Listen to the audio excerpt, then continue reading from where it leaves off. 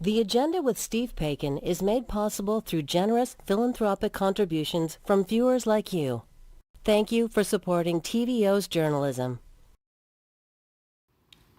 Tonight, on the season finale of On Polly, John Michael McGrath and yours truly look at the new design plans for Ontario Place.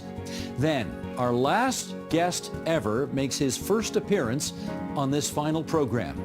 And here's a hint. Actually, no hint. Keep watching if you want to find out who it is. That's ahead on the agenda.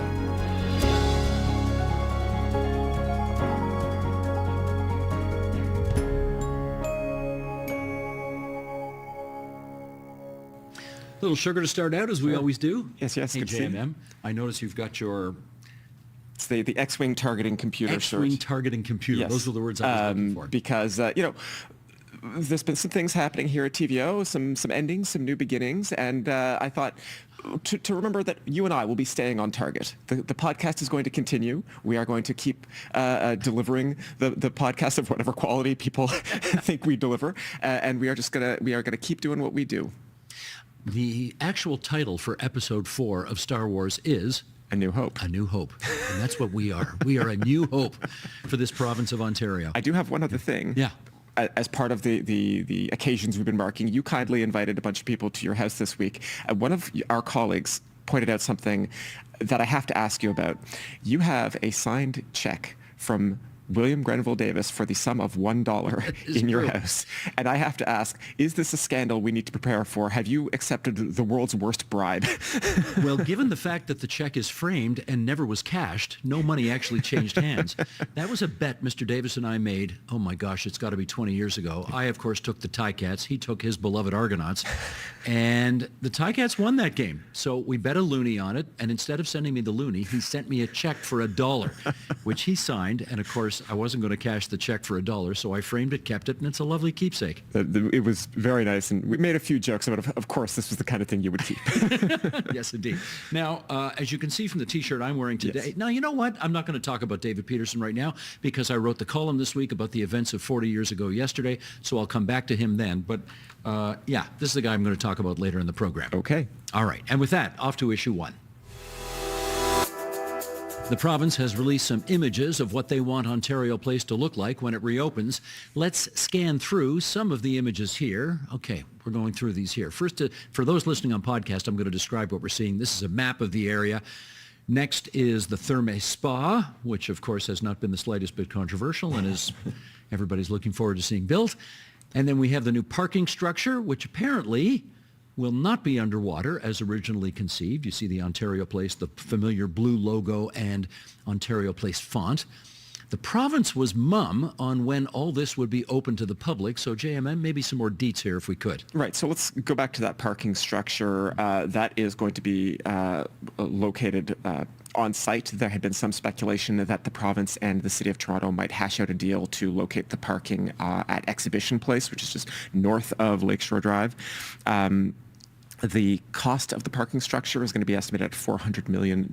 Say that again? $400 million. $400 million. For the parking structure. It will be 5 stories tall, larger than originally envisioned, and as you mentioned, above ground, not below the water table. And, it's again, for people who are listening on audio, it kind of looks like what you would expect a large parking structure to look like. It's a big box that's going to be filled with cars. Although, do you like the facade? Insofar as, looks nice. Yeah, a facade can help a parking structure. It's still going to be a parking structure. Yeah. It's a parking structure with a nice facade. Yes. And I like seeing those old, blue Ontario Place lettering with the familiar font. I did like that touch. I will say I like that they kept the style of the original sign. Yeah. Of course, on the flip side, I suspect a lot. Aside from the fact that the Ontario Place redevelopment is very, very controversial among the waterfront activists in this city, I suspect that the addition of a 5-story parking garage is not going to assuage anybody's skepticism of that project. But why are they doing it above ground? Because of costs, right? If you could engineer a parking structure that would go below the water line, it would be very expensive. It's within the realm of possibility of technology in 2025, but it would just have been very, very expensive. So this is clearly a case where they have decided to trim some costs. The parking structure really continued to be one of the most controversial aspects of this redevelopment. Part of the lease that the government signed with Therme promises the 1,600 parking spaces in this structure for the spa's customers to be able to use. The province was required to meet that obligation in the lease. If they had not had those parking spaces available, they were potentially open to $8,000 a day fines for not meeting this obligation to the spa operator. Okay, these next comments are not meant as a criticism, just sort of genuine inquiry here. The parking lots at Exhibition Place are not used that much during the course of the year. Yes. They're, of course, used during the 20-day fair, which ends at Labor Day. Yes. There are events, of course, at the X there during the course of the season, I guess 9 Argo football games and so on. But for the main, they aren't used very much, and I thought the idea was to get some use out of them here as it related to Ontario Place. But that's not happening now. It seems not. The city is pretty protective about Exhibition Place. It owns Exhibition Place, where the province owns Ontario Place. As you mentioned, I mean, there are the 2-3 weeks in August where the CNE is there, and the city absolutely does not want to interrupt that more than a century-long fair. There are other city assets. You mentioned the Argos games at BMO Field, the convention center, the Enercare Center. The city is pretty protective about making sure that those assets are not disrupted. The city also makes a bit of money off of Exhibition Place, whereas the province has sunk a ton of money into Ontario Place. And so I think the city is also nervous about anything that could disrupt their finances there. So a lot of issues. It is not as simple as it might appear. And there was also a question of the distance to the spa from the parking. From Exhibition Place. Yeah, and because one of the issues that was stipulated in the contract, and I think I remember this correctly, was that the parking had to be within, I think it was 650 meters or something like that of the spa. And the parking on the north side of Lakeshore Drive would have been out of that range, I think. And also, if you've ever had to walk that distance, December, January, February, it's pretty cold and pretty windy. It's a haul, yeah. You got to go over the bridge, and if you've ever gone down to the Bud Stage for a show or something like that, and you park at the X, it's a half-hour walk from the parking lot to the Bud Stage, particularly if a lot of people there. Okay, you remember off the top here, we scanned through some of the images of what the plans are for Ontario Place, and I don't know. I mean, the pictures did go by pretty quickly, so I didn't get that fabulous a look. But I don't recall seeing anything about a science center in any of those images. Yes, indeed. So, of course, when the government of Ontario shut down the science center, was that last year? The promise was that a new science center would be opened at Ontario Place. And again, this has already been a controversial move because the province has all but confirmed it will not be opening a science center of the same scale as the shuttered one. But the renderings that the government provided do not show a science center, at least in the initial drawings. They did confirm that the government still intends to bring the science center there. They just haven't started that process. Minister of Infrastructure Kinga Surma said the province will be opening a bidding process in the search for a builder for the new science center in the fall. No real confident date as to when the new science center would open. How about for the whole thing? Any sense of what target they're looking at? Again, nothing formal. I think if you're the government of Ontario these days, putting an actual number to a construction project is sort of like a hostage fortune. But potentially, of course, construction could go beyond the current mandate of this government. Minister Surma did say that Therme is able to start building the spa in the spring of next year, spring of 2026. The Premier did aver that he would love to see the revamped Ontario Place open by 2029, not incidentally right around the time that they are going to be running for re-election, if they adhere to the current fixed election date. I was going to say, unless they go sooner. Yes, indeed. Which has been known to happen. But, I don't want to lead us down a whole other digression, but like even projects that have all of the political support in the world can go off the rails, and I use that phrase advisedly. We also learned this week that the Scarborough subway is behind schedule and is now going to cost about 10 times what it was originally estimated to. It's going to cost $10 billion. Deep exhale. Yes. Calm blue ocean. Okay. Serenity now.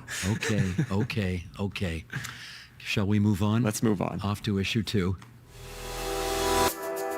Well, has it been hot enough for you in the province of Ontario over the past week? We have seen the humidex skyrocket to more than 40 degrees Celsius. Thankfully, it looks as if we're going to get a little relief ahead of the Canada Day long weekend. So we got some mail on this week, didn't we? We did indeed. We've got an email from listener Tim Moffat in Lindsay, who asks, "Hi, Steve and JMM. I live in Lindsay, Ontario, and I have a question about the weather and our school system. My son's classroom today was 30 degrees Celsius before the humidex. It's an old school that was not built with modern HVAC in mind, so I know the cost to retrofit the building with central air would be insane. But you can buy a DIY-ready mini-split heat pump from Costco for less than $2,000. I know that installing a heat pump in every classroom in the province is a very big number, and that's why it hasn't been done. But why can't individual schools do targeted fundraising? Why can't we have bake sales to raise the money or targeted one-time municipal taxes? Why must we force our teachers and children to work in unbearable heat waves when we can make other choices? Thank you, Tim Moffat." Okay, good question, Tim. What's the answer? Well, as with so many questions in public life, there's no single answer. One big problem is that the province and school boards can't seem to agree on who's actually responsible for finding the money. The province says that it is the responsibility of boards to ensure heating and cooling is available, and that they provide boards with $1.4 billion annually for improvements. Meanwhile, boards say that isn't enough money. Ontario schools as a whole have a repair backlog of $17 billion, billion with a B.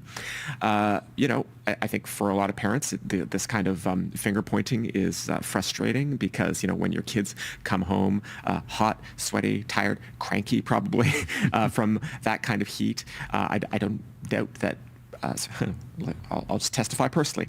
As a parent, it is frustrating. I was just going to ask you, do you know this from experience personally? Yes. My kid's school also does not have modern HVAC, and, the school is doing what they can, and, mercifully the heat here in Toronto seems to have broken, but yeah, it's tough, right? And I can understand why somebody like Tim would think about wanting to find a DIY solution. Is Tim right in as much as it would be beyond the powers or financial abilities of all individual schools to just simply go out and buy their own?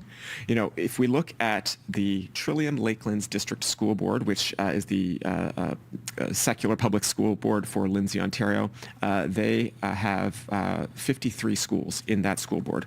So let's say one heat pump by however many classrooms there are in 53 schools, but I'm guessing you very quickly get into, certainly hundreds, if not more than 1,000, depending on the collective bargaining agreements with the school boards. They may or may not have to use unionized labor to install this kind of equipment. I can't imagine that Costco's bulk prices are competitive enough to make that affordable. So I mentioned earlier that, my kid's school is finding creative ways to deal with the heat. Schools have cooling centers and libraries and gyms where, if you can't have AC in the entire school, at least you can make one room where it's cooler. I've seen the kids at school all carrying spray bottles now, and they're just spritzing themselves during recess. Obviously, in an ideal world, the province could spend the money to get these HVAC upgrades into every school in the province, but that is not a cost that this government is willing to shell out for. School boards themselves really are financially strapped in a lot of ways. One thing I will remind our audience about is that during COVID, one of the things that the province did to help school boards paper over some financial distress was that they were allowed to draw down reserves that had been socked away for building upgrades. Those reserves have not, as far as I'm aware, they have not been topped up again. So the school boards really are, school boards relative to the province are just always more financially distressed. And even if the money were not the issue, there is actually a physical question about whether the schools actually have the electrical capacity to put window AC units in every room, for example, right? Like certainly in older apartment buildings here in Toronto, landlords are able to forbid tenants from installing window AC units in some cases because the electrical capacity of the building cannot handle every tenant being able plugging in a new AC unit. The same is true of older schools. TDSB has talked about this, where it's not just we can't put the AC unit in the window. It's literally like if we try to plug that AC unit, it's going to trip all the breakers in the school. So it is frustrating. It is absolutely a question of money, and it is also a question of political will. It is also a question of physical reality, which is even less pliable than money or political will. Well, physics has a way of asserting itself at the end of the day. Unfortunately. Well, and this would presumably cause a great deal more electricity generation to take place as well. And of course, we get 60% of our electricity generation in this province from nuclear energy. You got an update on that? I do. This one is a bit out of left field, but I wanted to alert our audience to it. So Ontario's electricity use is going to spike over the next 50 years. This is the provincial government's projection. The province has invested in new nuclear facilities. They have started the construction of the Darlington small modular reactors. We've talked about a bunch on this podcast. But a neighboring jurisdiction has also expressed some interest in nuclear power. New York State Governor Kathy Hochul has announced this week that New York will be looking at least 1,000 megawatts of nuclear power in the form of what she called advanced nuclear power. Still super vague, super early in this process, but it's the kind of language that you would use to describe those small modular reactors that Ontario is already building at Darlington. Folks will remember that, I've expressed some skepticism or some reservations about the SMRs in particular, but the government's pitch has been that this is a new form of nuclear power that Ontario can sort of get in on the ground floor of a potential export market, not just within Canada, but potentially globally and internationally as well. And this announcement from New York State is the kind of thing that might turn into one of these cases where, Ontario skills, Ontario expertise could end up helping build new nuclear power in New York State. As I say, very early on, but worth keeping an eye on it. I will be keeping an eye on this as we go forward. I have no doubt about that. Yes. And with that, on to issue 3. The provincial government has long touted its goal of building 1.5 million homes by the year 2031, but internal documents obtained by the CBC say the target could actually be much higher.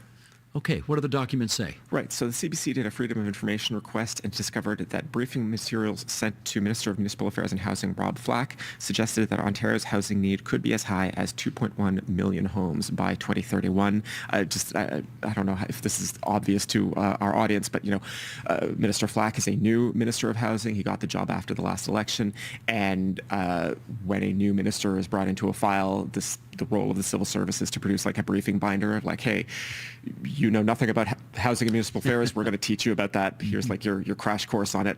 And so this is the kind of binder that the CBC would have gotten access to through their Freedom of Information request. And yeah, so the Ontario Public Service is projecting that housing starts are half of what they would need to be to reach the 1.5 million target. And also, the 1.5 million target is also out of date because we probably need something more like 2.1 million. And what's the government got to say about all of this? Well, the CBC noted that at the press conference to announce Bill 17, which I'm going to talk about later as well, but Bill 17 was the Protect Ontario by Building Faster and Smarter Act. Flack did not mention... Which part of that do you object to more? The Protecting Ontario, which is in every single thing that this government does, or the Building Faster and Smarter part? I don't have to choose. When they introduced that bill, Minister Flack did not mention the 1.5 million homes target. Only when he was asked about it did he say it was still did he say it was still a goal? If you do some searching online, with regards to that 1.5 million number, the government's press releases and other documents usually say that they're now aiming for at least 1.5 million new homes. So the government understands that this is a bare minimum at this point.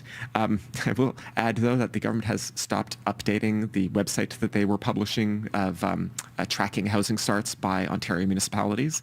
I believe the last time it was updated was the fall of 2024. It had stopped being updated in the winter because the government said, oh, well, it's the caretaker convention. It's the period during the election where the government, the civil service can't do anything. The government did not, in fact, scrupulously adhere to the caretaker convention during the election campaign, something we talked about on this podcast. But in any case, they have not been updating that tracker. It has not stopped the government from going around and handing out massive novelty checks to cities like Toronto. But we don't have that data in a publicly accessible form.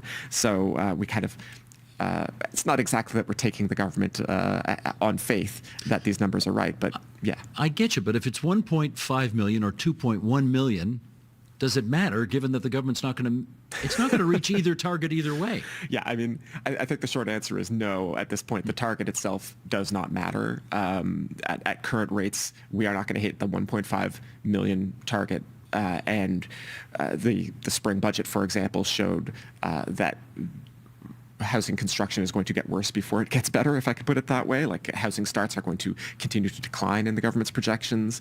Now, I should always say, out of fairness here, that the finance ministry is basically doing projections based on, consensus estimates of private market actors, whereas the housing ministry, like the municipal affairs and housing, is going to, they're going to pick different targets for their own reasons. It's not necessarily a matter of hypocrisy, but it is just the fact that the finance ministry does not think that the province is going to meet its housing targets right now. Why does this matter? Because the government's own logic, ever since 2018, since they first won power, the government has said, the reason for the housing crisis is that it is a housing shortage. We do not have enough homes. We need to build more homes. For at least their first term, they did a lot of policy that was trying to reform planning processes, get more homes built. Those were not hugely effective, given, just based on where we are now with housing starts. They have not been super aggressive on this file, really, since the 2022 election, except for the Greenbelt fiasco. And so now we have a situation where, frankly, the biggest relief on housing prices at the moment is coming because of the immigration cuts that the federal government has made. We have seen rents start to decline in the city of Toronto, but I don't really know of anyone who thinks that Ontario is on the right track in terms of housing policy right now. And with that, let's get off to your column, my column. Okay, you know this feature. We call it Your Column, My Column, in which JMM and I have a little chat about the columns we wrote for our website, TVO.org, over the past week. Start us off, if you would. So I am going to talk a bit more about Bill 17, and it has sparked a bit of a legal dispute between the City of Toronto and the Province of Ontario. Talked about this before on the podcast, but very briefly, one of the things that Bill 17 did was, or at least one of the things the government said it did, was remove the ability of the City of Toronto to impose a green building standard on new construction, right? Things like better windows, dedicated parking for EV charging, that kind of thing. The province stepped in and said, no, cities cannot make any requirements that are not in the provincial building code, and anything else is invalid. The city says that, if I could put it this way, the province tried to kill the Toronto Green Standard and missed. Basically, that the language in Bill 17 does not actually address the foundational legal power that the city is claiming to implement the Toronto Green Standard. Now, where I got irritated in this story and reporting this story out was that over multiple days, I asked the City of Toronto if it could point to me to where in either the City of Toronto Act or any other planning or provincial legislation what the legal authority for the Toronto Green Standard is. You got nerdy with them, didn't you? I did. They did not get nerdy in response, and so they did not they did not provide an answer to me. So on the one hand, like, that's not inspire a ton of confidence in me that the city, in fact, knows what it's doing. Even if the city is correct here, the province is saying, cut the funny business. We are watching what you are doing, and if you try to continue imposing these building standards, we will take further legislative action. They said that explicitly in a letter from the deputy minister to the city manager. This is not a fight that the City of Toronto is going to win. I personally would love to see more ambitious building standards. I would love to see developers voluntarily, adopt greener building forms. This specific legal fight is not one that the city is going to win. And I praised Olivia Chow when she negotiated her new deal for Toronto with Doug Ford, because she avoided a long, costly, drawn-out fight over Ontario Place that she was never going to win, right? Now, either city staff or I think, frankly, they are giving councillors bad advice, and they are setting themselves up for exactly the kind of fight that they avoided previously. You know, the great political philosopher Kenny Rogers had a line about this, right? I believe he did. You gotta know when to hold, you got to know when to fold them. There we go. And how about you? Well, I want to get back to this guy, Yes. the guy who's on my T-shirt this week. David Robert Peterson was sworn in as Ontario's 20th Premier 40 years ago yesterday. And I want to talk a little bit about that because, of course, he was the first Liberal Premier in 42 years. There was a 42-year-long Tory dynasty. David Peterson was the first Liberal to come along and end that dynasty. And there's a great story, really, I think, about the swearing in, about the events of 40 years ago yesterday. There was a big stage that had been created in front of Queen's Park in anticipation of the Canada Day festivities on July the 1st. And apparently, the story goes, when David Peterson saw that stage, he said, why don't we have the swearing in outdoors? And this was a heretical idea. This had never been done before. Government swearings in, I guess, had always taken place indoors, relatively small crowd, the public not particularly invited to take part. Yes. But Mr. Peterson's idea was, we're going to do it outdoors. Let's do it at noon. Everybody who's working in the neighborhood, and there's certainly thousands of civil servants who work in the neighborhood of Queen's Park, can come and watch this historic event take place. A lot of people thought, are you nuts? It's going to rain. Are you nuts? No one's going to show up. But guess what? It was a gorgeous day. Thousands of people showed up, and it was really, I was there too, covering it. One of the nicest moments in the swearing in was when Mr. Peterson had his treasurer, whom we now call the Minister of Finance, sworn in. His name was Robert Nixon. I've talked about him here before. He will turn 97 years old next month. Mr. Nixon, as he took the oath, no doubt was thinking of his father, Harry Nixon, who was the last Liberal Premier before 42 straight years of Tories. Yeah. So there was a kind of a nice symmetry there as well. David Peterson got up to the microphones and he said, I want to introduce to you, people of Ontario, a new government, and his line was, without walls or barriers. And then he said, please come into Queen's Park, it's your building, have a look around. Yeah. So many people took him up on it that we later learned after the fact they were terrified, officials were, that the building was going to collapse. Literally, there had never been so many people, so much foot traffic on the second floor of that building, and they were fearful that something was going to, a catastrophe was going to happen. It's an old building. It's a very old building. It's more than 100 years old, right? So fortunately, nothing bad did happen. There was also this crazy moment where the first Liberal cabinet is meeting, and all the new ministers are gathering in the cabinet room, which they've never been in before. Of course, this is their first time. And as they look around the room, there is a nice woman sitting in the corner of the cabinet office. And some of the Liberals are going up to the civil service and saying, is she with you? And the civil servants are looking at the Liberals and say, well, she's not one of ours. Is she one of yours? Finally, somebody goes up to her and says, ma'am, what are you doing here? And she's a nice old lady, said, well, the Premier said we were allowed to come in and just sort of check things out, so I thought I'd come in and check this out. I don't think she understood that apparently that invitation did not extend to the secret confidential deliberations of the Executive Council. Yeah. So that did not happen. She was escorted out. Nicely, of course. Yes.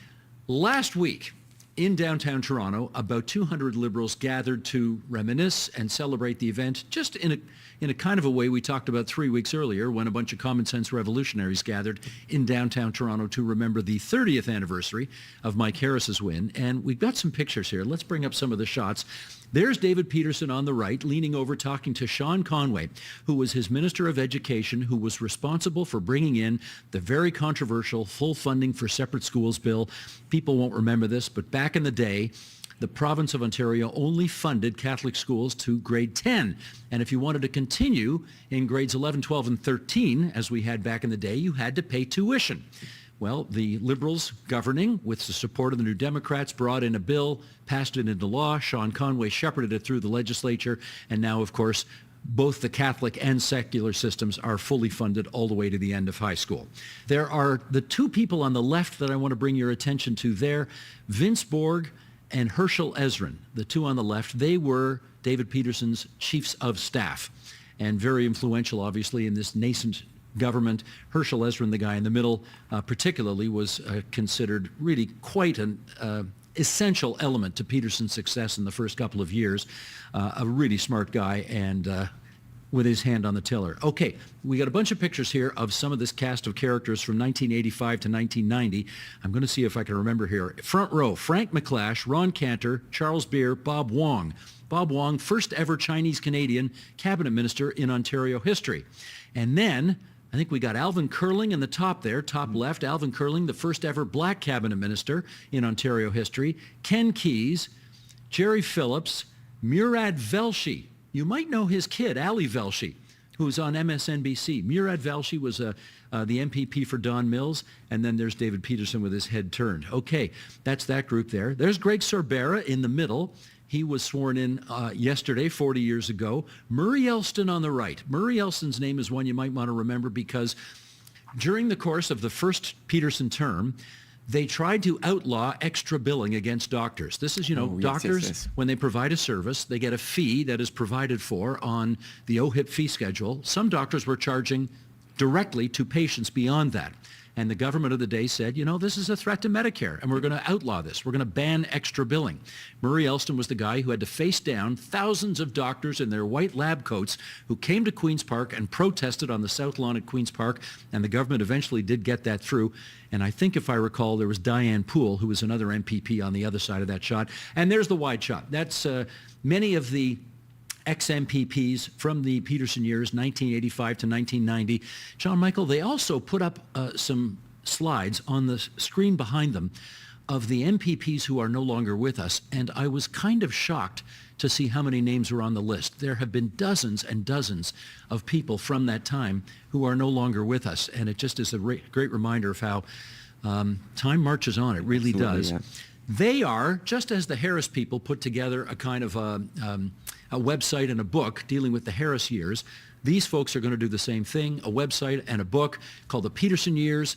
And I think there's a website right now, the petersonyears.com or .ca or something like that. Anyway, there's David Peterson, the 20th Premier of the province, and it all happened 40 years ago, yesterday. There we go. And that is the On Poly podcast for this Friday, June 27th, 2025, our final podcast edition for this, our, I think, fifth season, isn't it? That's right, yeah. Fifth season, okay. You can follow our show on Apple Podcasts so that you get notified each time a new episode is available, and you can see the video version of the podcast on the TVO Today YouTube channel. Now, we're going on a bit of a hiatus during July, but we will be attending the annual conference of AMO, the Association of Municipalities of Ontario, in Ottawa in August. We're going to do a show there, and then we'll be back in the fall with our sixth season of On Poly in your podcast feeds on audio and on TV and YouTube on Friday nights. So until then, bye-bye. Bye-bye.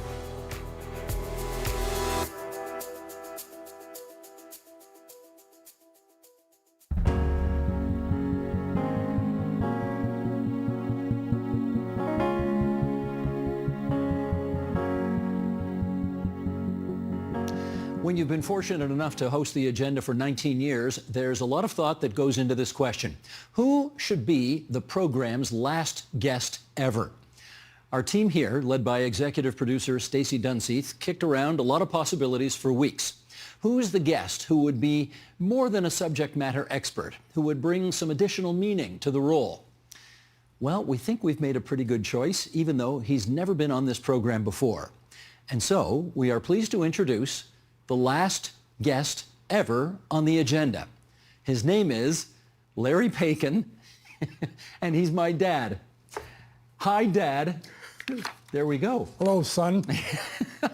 I noticed right away off the top that your sense of humor is intact. You're on the final show of the agenda, and you're wearing some Studio 2 swag that I gave you 20 years ago. Yeah, and I'm proud of it. Okay, let's start. We're going to do, this will be a bit of a different interview, and I guess we should say off the top here, I offered you something that I have never offered another guest in the history of this program, and that is the right to look at the questions ahead of time, just to make sure that you were copacetic with everything, and you said, don't need them, let's wing it. So we're going to wing it, okay? Wing, wing. Here we go. How is life at age 91? So far, so good. No complaints. How do you feel? Oh, I'm driving. And? I'm cooking for myself. Still living in your own home? Yep, yep. Going out? A lot. Yeah. You and your brother take good care of me and my grandchildren. And I do remember you telling me once upon a time that it's getting harder to socialize with your friends because a lot of them are dying. A lot of them are gone. When you're 91, the cupboard's bare when you're looking for your old buddies. Gotcha. Are you still working at all? Yeah. You are. What are you doing? Well, I actually had a small office before COVID out of the apartment, about a mile away, in which I was selling industrial locomotives and railroad equipment to factories. And then when COVID came, I couldn't go to the office, so I moved everything into the apartment, and I'm on the computer and the telephone 4 or 5 hours a day. No kidding. Mm-hmm. Still trying to hustle railway cars. Absolutely. Why do you still do it? Do you need another locomotive? No, I'm good. Thanks, I'm good. I'm good. Because if you do, give me a toot. I know who to call.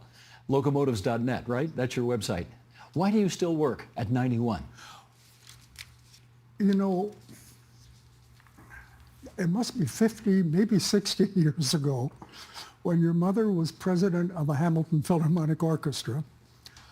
We had, for a Mother's Day concert, the conductor of the Boston Pops Orchestra, who was at the time probably 75 or 80. Would this have been Arthur Fiedler? Arthur Fiedler. Okay. And it was an afternoon concert. It was before Hamilton Place was built, so the orchestra rented the McMaster Gym, had the great concert in the afternoon, and Dave and Liz Martin, who friends of yours? Dave was vice president, and Marnie and I took Arthur Fiedler to Shakespeare's for supper in Hamilton. Is that a good enough plug for them? Yes. And I said to Arthur Fiedler, Mr. Fiedler, when do you plan to retire? I mean, you're approaching 80. And he said, young man, you die, no, you retire, you expire. And I've never forgotten that. And I have also read that people who retire early with no specific project to involve them, they tend to die early. And it's wonderful. I'm talking to people all over the North American continent every day and Still engaged. and loving it. Good. And making a little bit of money on the side. Doubly good. Yes. You were born in 1933, which means you have seen a lot during the course of your lifetime. And I wonder if you could tell us what you think is sort of the most amazing or astonishing thing around the world that you have seen in your life. Probably the cell phone. Yeah? When I was on I took the GO bus from Hamilton to Union Station today to get here, and then the subway, and everybody everywhere sitting down on the bus or the subway was on, including me, we were all on our cell phones. You're inseparable from the thing, I have to say. Yeah, I am on it all the time. Yeah, which I don't mind when you send me Sinatra videos. That's kind of nice. I like that stuff. What in your lifetime has given you the most joy? Well, I was going to say your brother, but but without any doubt, my two boys. Yeah. Both boys. I'm sorry to tell you, but it's both boys. Both yeah. boys. Okay, well, Sheldon, you want to put that, okay, pick number 2 up there, please? Because I was really kind of hoping that it would be, you know, me. That's me. Look how much, look at the love. Come on. Yeah, boy, oh boy. And I was the firstborn. Yeah. So, do I get top billing or what? For the first 2 years, you do. That was it. And then, what's his name came along. I thought as well, you might, and go ahead, Sheldon, let's bring the next shot up too. You are the scion, S-C-I-O-N, of 4 generations of Paikins right now. I think you're the oldest Paikin alive, actually. And there you are, with me on the right, and my oldest son, Zach, in the middle, and his actually newest child, that's his baby Mo, and there's 4 generations right there. Yeah. That's not bad. Yeah, that's pretty good. And your son, who lives in Geneva, Switzerland, FaceTimes me with his kids once a week. It doesn't matter what I'm doing. 3 kids, 4 and younger. Yeah. Yeah. And my phone rings, and it's a picture of my great-granddaughters and my great-grandson. Excellent.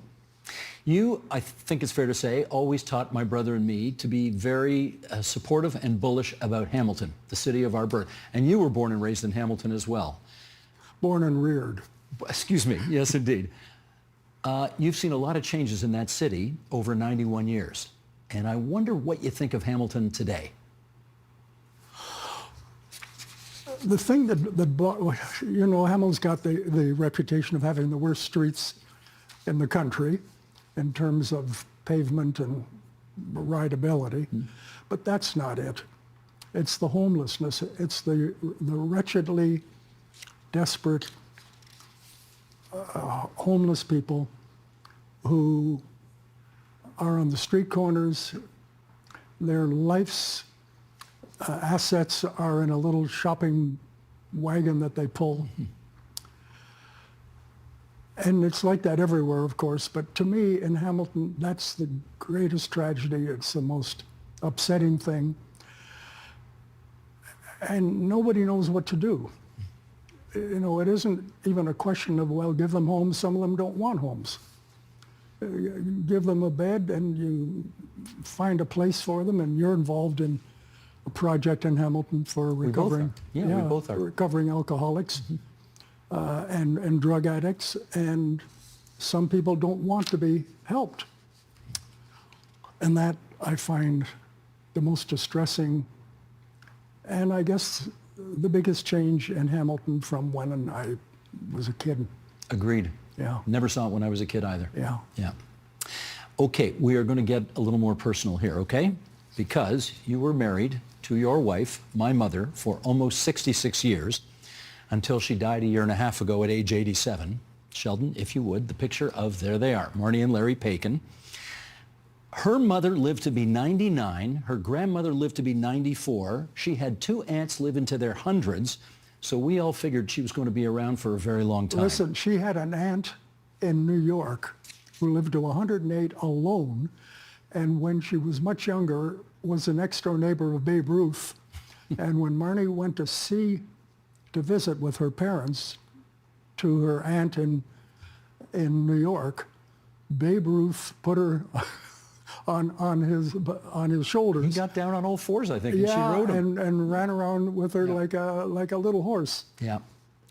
I wonder how many times you catch yourself during the course of any day saying, damn it, why isn't Marnie here to see all this? Every minute, every hour. Yeah. She should be sitting here right now, not me.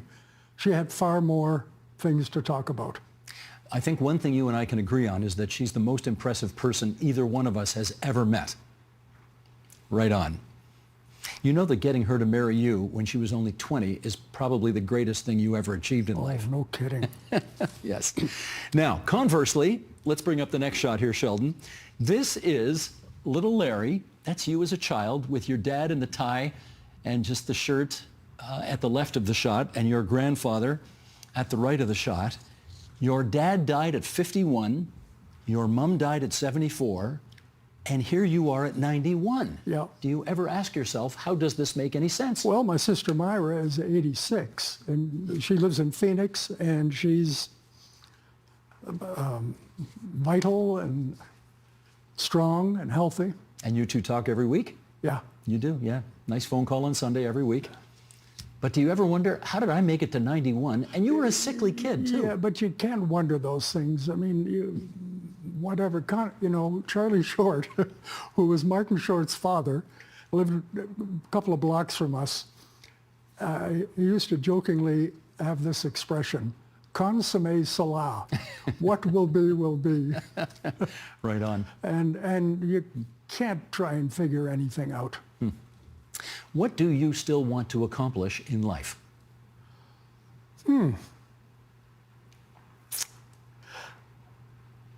I guess the main rationale for wanting to get up in the morning and not see your name in the obits is watching what your kids and your grandkids and your great-grandkids are becoming and are doing. And your families, your wife, her family, you just want to see how things are progressing. And is everybody okay? One of the things that I'm truly grateful for is growing up in a household where both parents were sports maniacs. And you and I, actually my mom too, my mom and I went to Fenway for my 50th birthday. Yeah.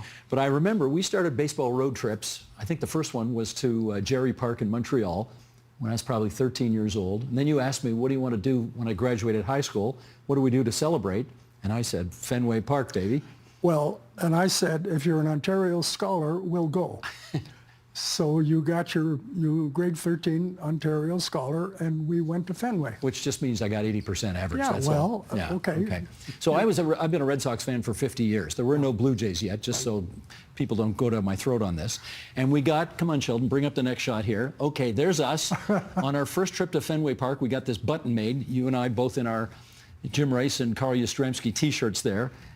And then how about a shot on the field? There's the green monster in the background, you on the left, me on the right. We've got our gloves. We got our Red Sox shirts. And we recreated that shot 2 years ago when we went back to Fenway. I don't know how many times we've been there. We've been there a lot. And there we are, a few years older with the green monster in the background. Yeah. And I just wonder, and of course, over the years, we've included some of my kids, my brother, some of his kids in all of these baseball road trips, and it's been just like a glorious family thing to do. I know it's done for me. What's it done for you? I don't know how I could find a more enjoyable way of spending time with my family than doing that. It's just the most fun you can have. And we've had fun doing other stuff, whether it's up north or whether it's in the big cities, but this tops them all. Going to sports events with your kids where you're sharing you're cheering is just a lot of fun. There's something about baseball as well, because of course there are long stretches where not much is happening. You can talk. You can talk, that's right. Which you can't do with the Raptors or Leafs. That's a little tougher to do. Yeah. Okay. Final question here. Here is a picture of your two sons at our first ever Toronto Maple Leaf hockey game. Oh boy. You on the left, my brother Jeff in the middle, me on the right, looking like I've just been in a fight in a hockey game. This is 1966. And Sheldon, let's flip the next picture up as well. There's you in the middle. That's my very baby brother Jeff in your right arm. And my favorite child, Clipper, the golden retriever. Well, that was going to be my next question, which is, which of your children do you love the most? Well, Clipper gave me the most undivided attention. the most joy, eh? Well, yes, of course. This was kind of fun, at least for me. I mean, how'd you find it? If it doesn't work well, if the producer and your bosses say this is a terrible show, they can't fire you because... Oh, they're canceling the show, right? The Yeah, they show's just wrapping up. already canceled the show. Yeah, there we go. There we go. So this was a lot of fun. Good. I'm glad you thought so. I should say one last thing, which is you are the finest man I've ever met. And I'm so glad you're my dad. And that's it. Thank you. And I can't tell you how proud I am of you. More than Jeff? Very good. That's Larry Paikin, my dad. Oh, wow. Oh, wow. That didn't hurt a bit.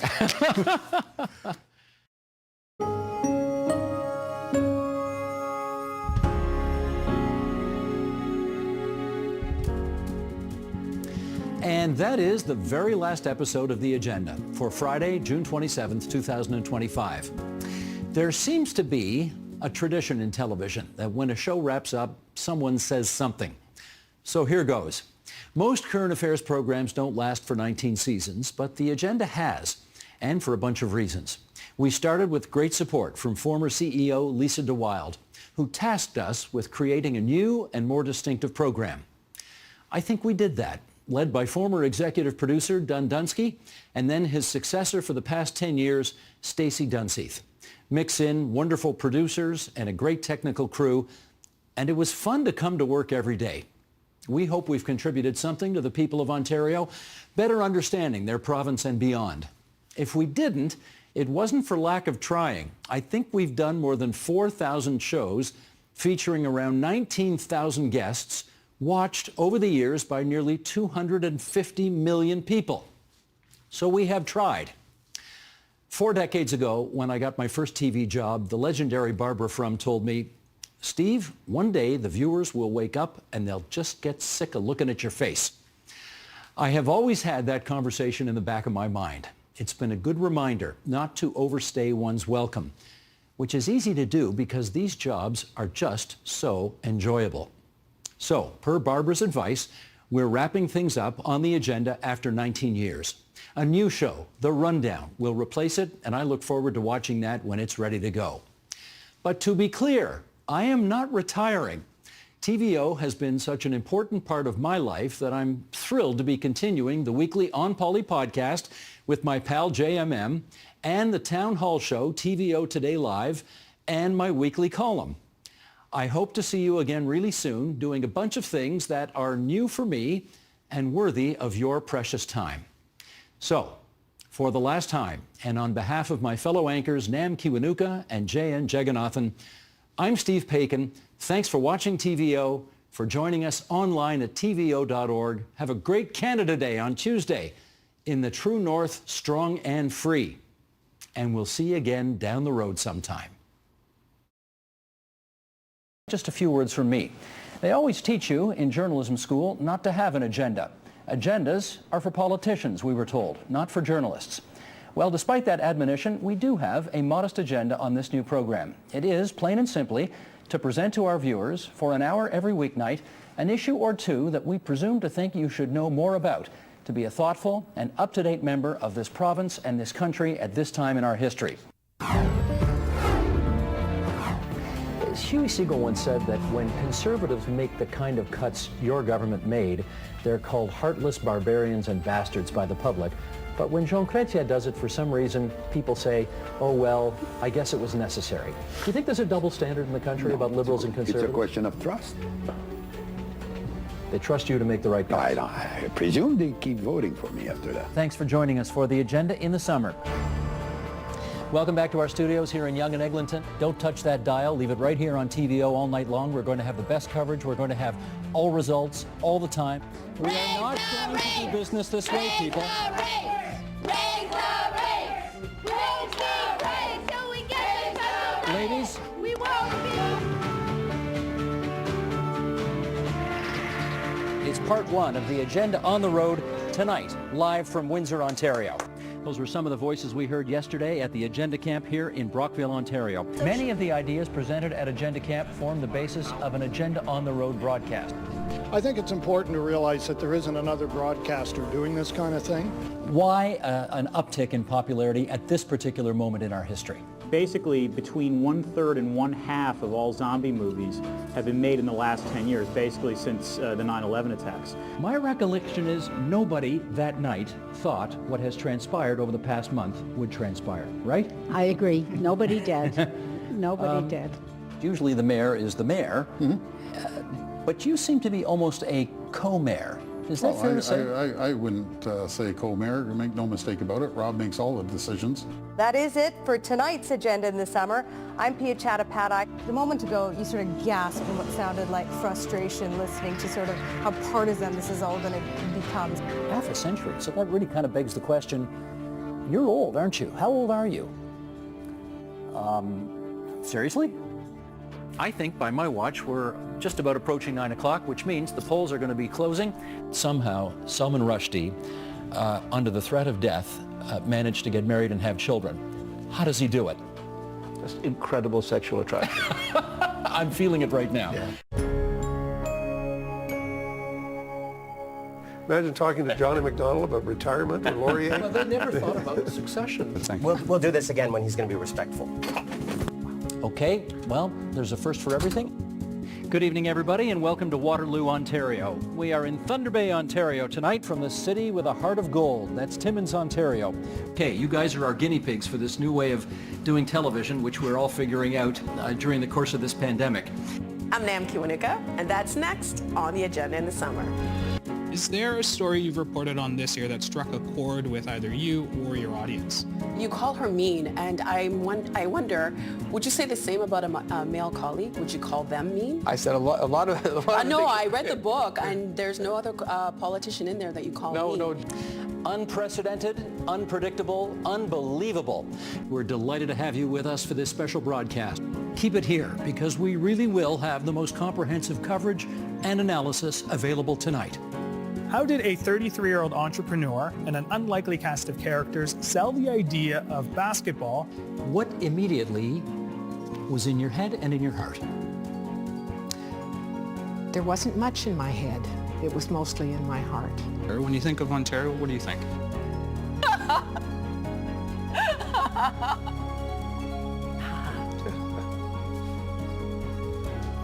Grazia.